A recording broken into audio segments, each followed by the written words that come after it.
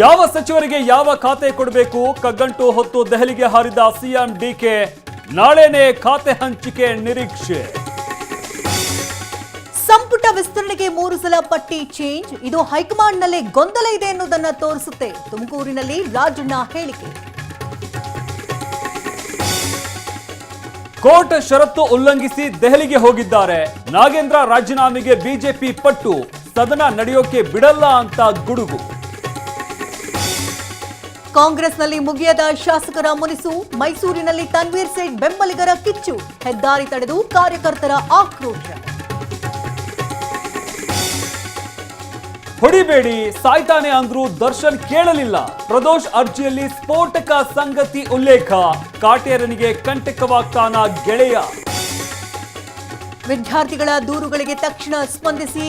NTA ಉನ್ನತ ಅಧಿಕಾರಿಗಳಿಗೆ ಜೋಶಿ ಖಡಕ್ ಸೂಚನೆ. ಪರೀಕ್ಷಾ ವ್ಯವಸ್ಥೆ ಮತ್ತಷ್ಟು ಬಲಪಡಿಸಲು ತಾಕೀತು. ಜೆನ್ಜಿ ಪೀಳಿಗೆಯವರು ನಮ್ಮ ಮಕ್ಕಳೇ. ಕೆಲವರು ಅವರನ್ನ ದಾರಿ ತಪ್ಪಿಸೋದಕ್ಕೆ ಯತ್ನಿಸ್ತಾ ಇದ್ದಾರೆ. ಮೊದಲ ಬಾರಿ ಧರ್ಮೇಂದ್ರ ಪ್ರಧಾನ್ ಬಹಿರಂಗ ಹೇಳಿಕೆ.